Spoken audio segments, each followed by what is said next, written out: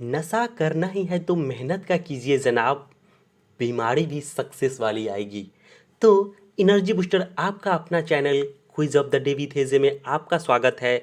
और आज है 18 नवंबर और आज मैं लेकर के आया हूँ बार के एग्ज़ाम में पूछे जाने वाले कुछ शानदार क्वेश्चन का कलेक्शन।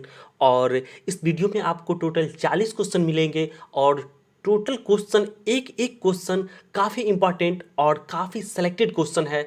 तो वीडियो को बिना स्किप किए हुए वीडियो को पूरा देखें, कल ही आपका एग्ज़ाम होने वाला है। और अगर इस वीडियो से दो चार क्वेश्चन भी फंस जाएगा तो बहुत है।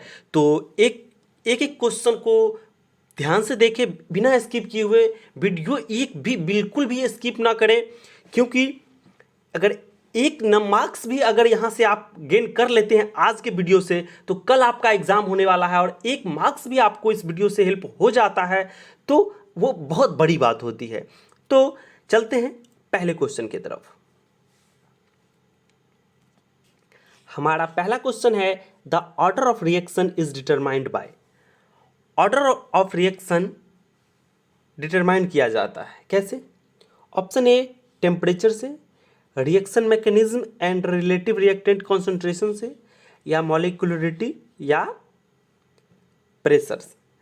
तो यहाँ पे जो इसका राइट आंसर हो जाएगा वो हो जाएगा reaction mechanism and relative reactant concentration. और जैसा कि आपको हम बता चुके हैं कि इस वीडियो में आपको टोटल 40 क्वेश्चन मिलेंगे, इसलिए मैं क्वेश्चन का जो स्पीड रखूँगा थोड़ा सा ज़्यादा रखूँगा, एक क्वेश्चन पे ज़्यादा वक्त नहीं लूँगा जिससे कि वीडियो ज़्यादा लंबा ना हो। ओके, चलते हैं अगले क्वेश्चन की तरफ। हमारा अगला क्वेश्चन है, equilibrium is state in which rate of forward reaction is greater than rate of backward reaction, rate of forward reaction is equal to rate of backward reaction, rate of forward reaction is less than rate of backward reaction, rate of forward reaction is independent of the rate of backward reaction। तो यहाँ पे इसका जो right answer हो जाएगा वो हो जाएगा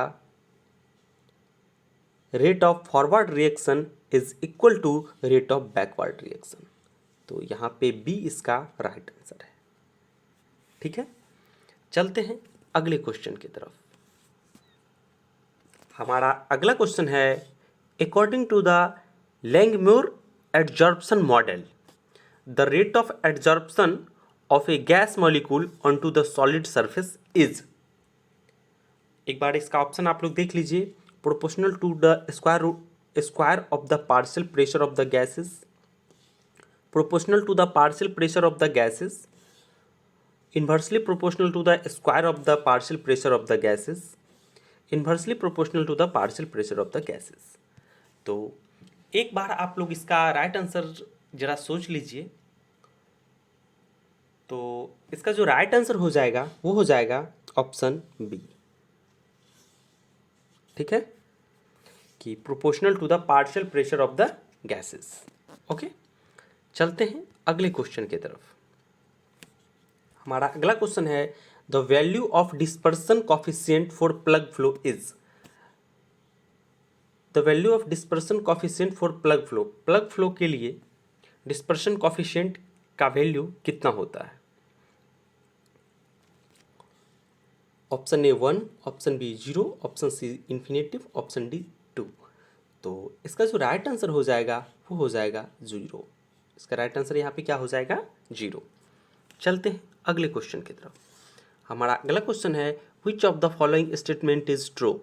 अब आपको बताना है कि इसमें से कौन सा स्टेटमेंट जो है वो ट्रू है। If isentropic process is reversible it must be adiabatic, if the isentropic process is adiabatic it can not be reversible, और if the process is adiabatic and reversible it must be isentropic, all of the above. तो इसका जो right answer हो जाएगा यहाँ पे all हो जाएगा, क्योंकि ये सारा स्टेटमेंट जो है वो ट्रू है। ओके, तीनों। चलते हैं अगले क्वेश्चन की तरफ। हमारा अगला क्वेश्चन है, entropy is path function, intensive property, path function, extensive property, point function, intensive property और पॉइंट फंक्शन एक्सटेंसिव प्रॉपर्टी। तो इसका जो राइट आंसर हो जाएगा वो हो जाएगा पॉइंट फंक्शन और एक्सटेंसिव प्रॉपर्टी। ठीक है, डी जो है यहाँ पे इसका राइट आंसर है। ओके, चलते हैं अगले क्वेश्चन की तरफ। हमारा अगला क्वेश्चन है the absolute thermodynamic temperature scale is also known as Celsius scale, Kelvin scale, Fahrenheit scale और नन ऑफ दिस। तो इसका जो राइट आंसर हो जाएगा वो हो जाएगा केल्विन स्केल। इसका राइट आंसर क्या हो जाएगा? Kelvin scale. चलते हैं अगले क्वेश्चन की तरफ। हमारा अगला क्वेश्चन है according to Clausius statement. Clausius statement के अकॉर्डिंग क्या है यहाँ पे right answer? It is impossible to construct a device then that can transfer heat from cooler body to hotter body without any effect. It is impossible to construct a device that can be transferred heat from a hotter body to a cooler body without any effect. Or it is possible to construct a device that can transfer heat from cooler body to hotter body without any effect. Or none of these. तो यहाँ पे इसका right answer क्या हो जाएगा? एक बार आप लोग जरा सा इसका राइट आंसर सोच लीजिए। तो यहाँ पे जो इसका राइट आंसर हो जाएगा वो हो जाएगा option A. It is impossible to construct a device that can transfer heat from a cooler body to hotter body without any effect. यहाँ पे इसका राइट आंसर है ए।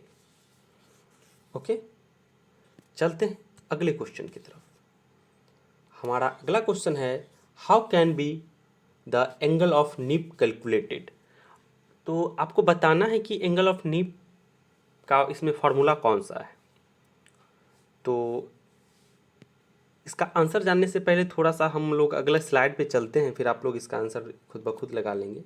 ये देखिए क्या है कि the angle of nip that is cos alpha, ये होता है R plus D by R plus R, जहाँ पे कैपिटल आर और small R the radius of feed particle and the roll and d is the diameter of largest possible product. तो यहाँ पर इसका राइट आंसर क्या हो जाएगा? यहाँ पर जो इसका राइट आंसर हो जाएगा वो हो जाएगा ऑप्शन ए। ओके, चलते हैं अगले क्वेश्चन की तरफ। हमारा अगला क्वेश्चन है which of the following works on the principle of compression and impact. आपको बताना है कि इसमें से कौन सा जो है कंप्रेशन और इम्पैक्ट प्रिंसिपल पे वर्क करता है। Option A jaw crusher, option B gyratory crusher, option C fine crusher और ऑप्शन डी ट्रैम्प क्रशर। तो यहाँ पे जो इसका राइट आंसर हो जाएगा वो हो जाएगा जायरेटरी क्रशर। ओके, चलते हैं अगले क्वेश्चन की तरफ। हमारा अगला क्वेश्चन है which of the following is the dimension of bulk modulus. आपको बताना है कि इसमें से बल्क मॉडुलस का डायमेंशन क्या है। इस सब में M1 जो लिखा है तो इसको इस तरह से भी एग्ज़ाम में पूछा जा सकता है T-1। M1 लिखना ज़रूरी नहीं है, ठीक है, वो नहीं भी लिखा रहेगा तो कोई इशू नहीं है, ठीक है। तो यहाँ पे इसका राइट आंसर क्या हो जाएगा आप लोग ज़रा सोच लीजिए। तो यहाँ पे राइट आंसर जो हो जाएगा M, L इनवर्स और T इनवर्स 2, ठीक है। ये बल्क मॉडुलस ऑफ इलास्टिसिटी का डायमेंशन है, तो यहाँ पे राइट आंसर जो है वो हो जाएगा बी। ओके, और यहाँ पे थोड़ा सा उसको देख लेते हैं कि बल्क मॉडुलस ऑफ इलास्टिसिटी का फार्मूला जो होता है compressive stress by volumetric strain होता है। तो दोनों का डायमेंशन रख दिया तो फाइनली ये आ गया आंसर, ठीक है। तो आपको याद रखना पड़ेगा यहाँ पे बल्क मॉडुलस ऑफ इलास्टिसिटी का यहाँ फार्मूला भी आपसे हो सकता है तो पूछा जा सकता है। ओके, चलते हैं अगले क्वेश्चन की तरफ। हमारा अगला क्वेश्चन है which of the following is the CGS unit of dynamic viscosity. इसमें से कौन सा जो है डायनेमिक विस्कोसिटी का सीजीएस यूनिट है? Stokes, pascal second, metre square per second और पॉइज। तो यहाँ पे जो राइट आंसर इसका हो जाएगा वो हो जाएगा पॉइज। ओके, अब हमारा अगला क्वेश्चन है। अगला क्वेश्चन पे जाने से पहले यहाँ पे उसका फार्मूला थोड़ा सा देख बता दिया है कि ये F इक्वल टू ये mu A by D you by D x, ठीक है। और यह इस तरह से यहाँ पे म्यू का वैल्यू किया और सबका यूनिट रख दिया, ठीक है। और फाइनली जो निकला वो निकल गया 9 सेकेंड पर सेंटीमीटर स्क्वायर, और उसी को एक पॉइस भी बोलता है, ठीक है। तो यहाँ पे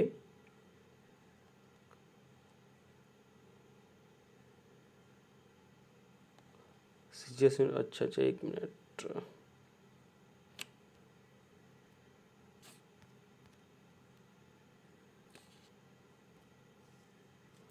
तो अगर आपसे डायनेमिक विस्कोसिटी का पूछेगा सीजीएस यूनिट, तो आपको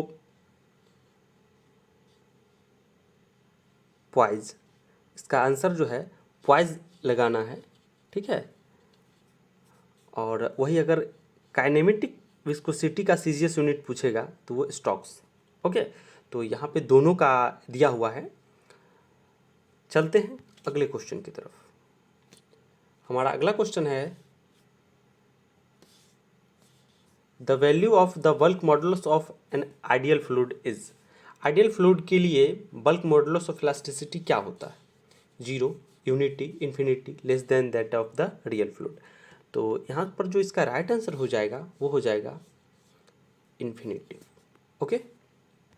चलते हैं अगले क्वेश्चन की तरफ। अगले क्वेश्चन पे जाने से पहले इसको थोड़ा एक्सप्लेन कर दिया है। बल्क मॉडुलस ऑफ इलास्टिसिटी के is the reciprocal of compressibility, जिसको एफ आई से डिनोट किया है 1/Fi।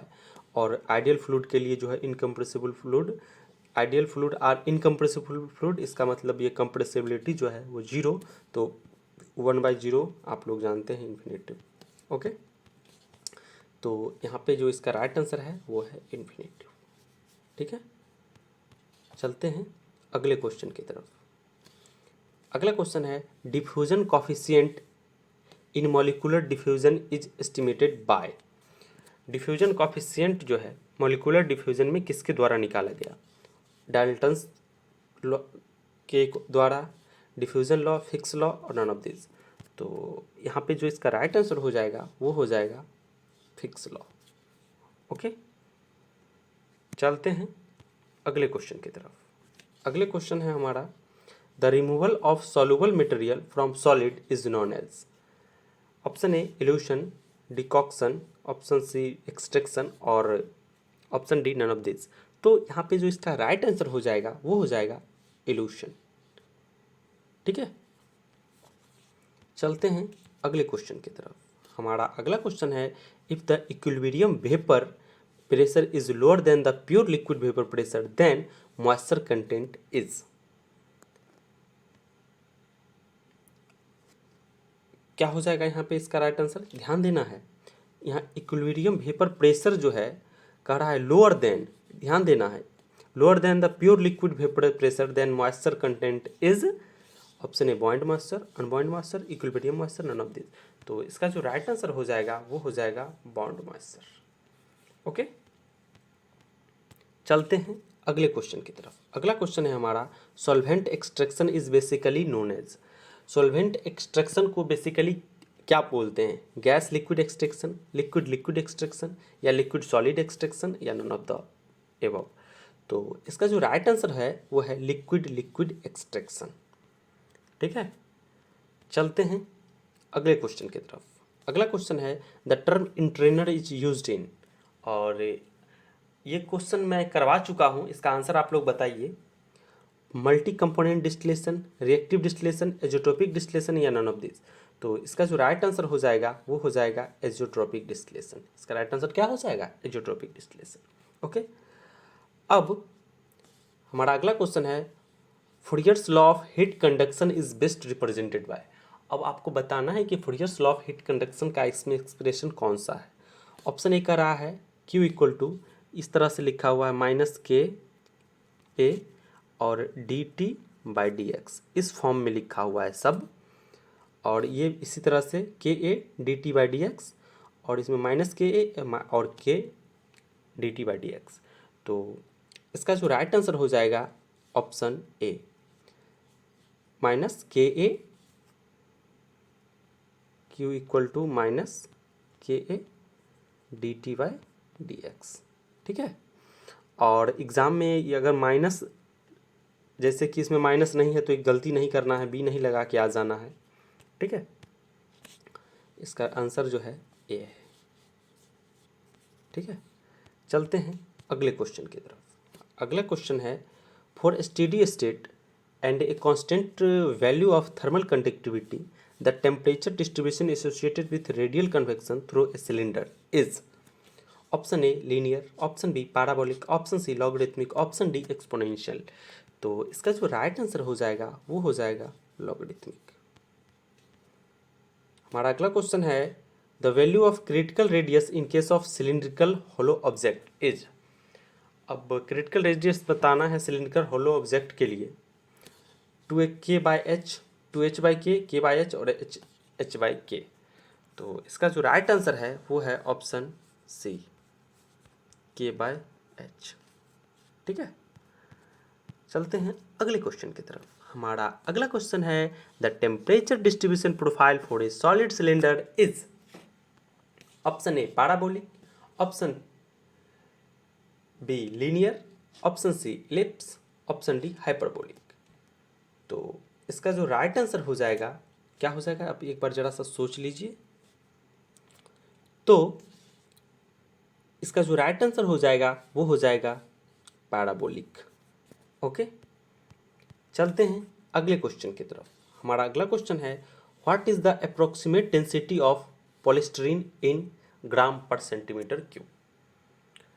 पॉलीस्टीरीन का अप्रोक्सीमेट डेंसिटी कितना होता है, 0.96, 0.915, 1.054 और 1.5। तो इसका जो राइट आंसर है 1.054। ओके, चलते हैं अगले क्वेश्चन की तरफ। हमारा अगला क्वेश्चन है, which of the following polyamides is known as aramids. इसमें से किसको जो है एरामिड्स बोलता है, एलिफेटिक पॉलीमाइड को, एरोमेटिक पॉलीमाइड को, अनसेचुरेटेड पॉलीमाइड को और ऑल ऑफ द एबव। तो इसका जो राइट आंसर है वो है एरोमेटिक पॉलीमाइड। ओके, चलते हैं अगले क्वेश्चन की तरफ। अगला क्वेश्चन है, what is the common brand name of the polymer polyacrylonitrile. अब पॉलीएक्रिलोनाइट्राइल का आपको हम बताए हैं, जरा याद कीजिए। ठीक है, पॉलीएक्रिलोनाइट्राइल माइलर, ऑर्लोन, टेक्नोरा और अल्टेम। तो इसका राइट आंसर जो हो जाएगा ओरलोन। आपको ओरलोन का हम और ओरलोन के बारे में पूरा डिटेल्स में पॉलीमर वाले में बता चुका हूँ। जो पॉलीमर का मैं स्पेशल वीडियो एक ही पार्ट अभी डाला हूँ, अब एक दो पार्ट और आएगा। ठीक है, तो उस वीडियो में मैं बताया हूँ, आप जाके ज़रूर से ज़रूर देख लेना। ठीक है, और लोन से रिलेटेड बहुत शानदार क्वेश्चन मैं पॉलीमर से रिलेटेड उसमें डाला हूँ काफ़ी मेहनत करके। अगर आपसे वो वीडियो मिस हो गया है तो ज़रूर से ज़रूर जाके देख लें। ओके, हमारा अगला क्वेश्चन है, which substance is added to the dilute latex to prevent darkening of the latex? Sodium bisulphide, potassium sulphide, sodium sulphate और पोटेशियम सल्फेट। तो इसका जो राइट आंसर हो जाएगा ऑप्शन ए। ठीक है, चलते हैं अगले क्वेश्चन की तरफ। अगला क्वेश्चन है, dash is the process of killing organism in water. Coagulation, sterilisation, disinfection, sedimentation. तो इसका जो राइट आंसर हो जाएगा वो हो जाएगा डिसइंफेक्शन। इसका राइट आंसर क्या हो जाएगा, डिसइंफेक्शन। ओके, चलते हैं अगले क्वेश्चन की तरफ। हमारा अगला क्वेश्चन है, white smoke coming out from the chimney of the furnace indicates the use of. अगर चिमनी से व्हाइट स्मोक आ रहा है तो क्या इंडिकेट करता है, low excess air, very high excess air, gases fuel in the furnace, liquid fuel in the furnace. तो इसका जो राइट आंसर हो जाएगा वेरी हाई एक्सेस एयर। ठीक है, चलते हैं अगले क्वेश्चन की तरफ। हमारा अगला क्वेश्चन है, which of the following is secondary air pollutant. आपको इसमें बताना है कि सेकेंडरी एयर पॉल्यूटेंट कौन सा है। Photochemical smog, sulphur dioxide, nitrogen dioxide और डस्ट पार्टिकल। तो यहाँ पे जो राइट आंसर है वो है फोटोकेमिकल स्मॉग। ये सभी जो है प्राइमरी पॉल्यूटेंट्स। ठीक है, चलते हैं अगले क्वेश्चन की तरफ। अगला क्वेश्चन है soluble silica present in boiler feed water can be removed by. Soluble silica को जो है BFW से रिमूव किया जा सकता है, कैसे? कोगुलेशन से, फिल्ट्रेशन से, या एनाइन एक्सचेंजर से, या प्रीहीटिंग से। तो इसका जो राइट आंसर हो जाएगा वो हो जाएगा एनाइन एक्सचेंजर। ठीक है, अब चलते हैं अगले क्वेश्चन की तरफ। हमारा अगला क्वेश्चन है Bode stability method uses dash loop transfer function. Option A open, option B close, option C either A और बी और नाइदर ए और बी। तो इसका जो राइट आंसर हो जाएगा वो हो जाएगा ओपन। ओके, चलते हैं अगले क्वेश्चन की तरफ। अगला क्वेश्चन है EMF generated by thermocouple is the order of millivolt, microvolt, volts और किलोवोल्ट्स। तो इसका जो राइट आंसर हो जाएगा वो हो जाएगा मिलीवोल्ट्स। इसका राइट आंसर क्या हो जाएगा? मिलीवोल्ट्स। ओके, उसके बाद अगला क्वेश्चन है a pyrheliometer is instrument used for the measuring of bright sunshine period, beam radiation, diffuse radiation और नन ऑफ दिस। तो इसका जो राइट आंसर हो जाएगा वो हो जाएगा बीम रेडिएशन। ठीक है, चलते हैं अगले क्वेश्चन की तरफ। हमारा अगला क्वेश्चन है zirconia probe is used for the measurement of. Zirconia probe का यूज जो है किसके मेजरमेंट में के लिए किया जाता है? Humidity of air, percentage of CO2 in flow gases, percentage of O2 in flow gases, speed of the submarine. तो इसका जो राइट आंसर हो जाएगा percentage of O2 in flow gases. ठीक है,